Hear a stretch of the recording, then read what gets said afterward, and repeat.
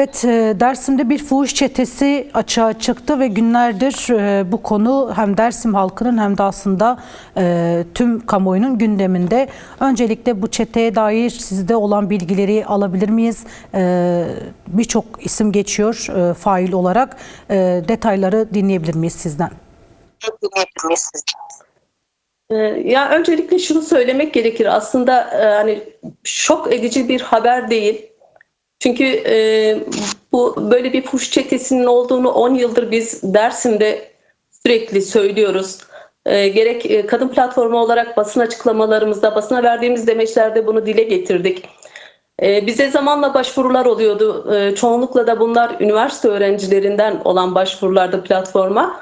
Ama bu başvurular tabii ki bizde kalıyordu. Çünkü hiçbir şekilde hukuki boyuta, yani bize başvuran genç kadınlar korktukları için, buna cesaret edemedikleri için hiçbir şekilde hukuki boyuta taşıyamamıştık bugüne kadar.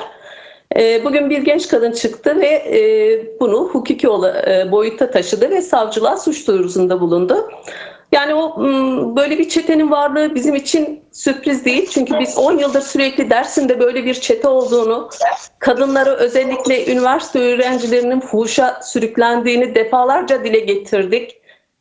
Tabii suç duyurusunda bulunamadık ama yaptığımız açıklamaların hepsi bir suç duyurusu niteliğindeydi. Fakat maalesef gerekli yerlerden bir karşılık görmedi ve bunu araştırma gereği bile duymadı kamudaki yetkililer.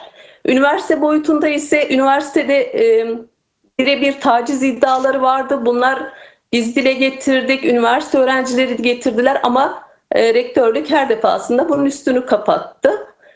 Bugün geldiğimiz aşamada bunun yargı boyutuna taşıması tabii ki sevindirici ve umuyoruz ki bu cezasızlık politikası burada artık kendini göstermez ve gerekli kişiler gerekli cezayı alırlar diye düşünüyorum. Zamanın gidişatı için, sağlıklı ilerlemesi için baroda müdahil olduğu soruşturmaya, dava sürecine. Siz de yarın hem Emek ve Demokrasi Platformu olarak hem de kentteki diğer sivil toplum örgütleri olarak bir açıklama da yapacaksınız. Ancak bunun dışında bu fuhuş çetesine karşı nasıl eylem ve etkinlikler gerçekleşecek? Aynı zamanda bu çeteye karşı nasıl bir mücadele hattı örülecek? Çünkü şu an hala bu isimler gözaltına alınmış değil. Herhangi bir bilgi yok soruşturmanın içeriğine ilişkin. Kadınlar güvende değil ki okulda çalışan birçok ismin de geçtiği bir soruşturma, bir çete bu. Bununla ilgili nasıl bir değerlendirmeniz olur? Yani şöyle diyeyim, çok ciddi bir ahlaki yozlaşmayla karşı karşıyayız. Yani bu fuhuş olayı, uyuşturucu olayı, bireysel silahlanma sadece Dersim için değil. Aslında baktığımızda bütün ülke geneli maalesef ciddi bir ahlaki yozlaşmayla karşı karşıya. Yani Dersim'de elbette ki bunun hukuki ayağını baroyla birlikte bizler de demokratik kitle örgütleri olarak, kadın platformu olarak bizler de bunun takipçisi olacağız ama en önemli şey aslında Dersim'in kendi inancına, kendi kimliğine yönelik ciddi bir saldırının olduğunu düşünüyoruz. Yani bu hani sadece bu kadınların düşürülmesi, gençlerin uyuşturucuya alıştırılması değil, doğamız katlediliyor, inanç yerlerimiz asimile edilmeye çalışıyor. Bütün bir saldırı söz konusu Dersim'e, Dersim halkına yönelik ciddi bir saldırı söz konusu.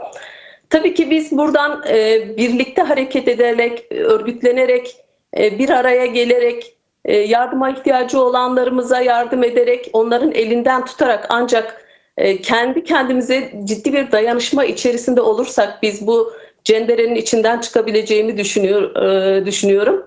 Ve bunu da başaracağımıza inanıyorum. Çünkü Dersim halkı zor zamanlarda birbirine kenetlenmesini bilen bir halk.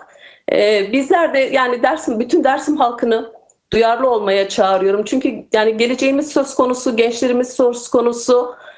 Bu gençleri gerçekten bu gerek fuhuş batağı olsun, gerek çeteleşme olsun, uyuşturucu olsun bu tür şeylerden kurtarmamız gerekiyor.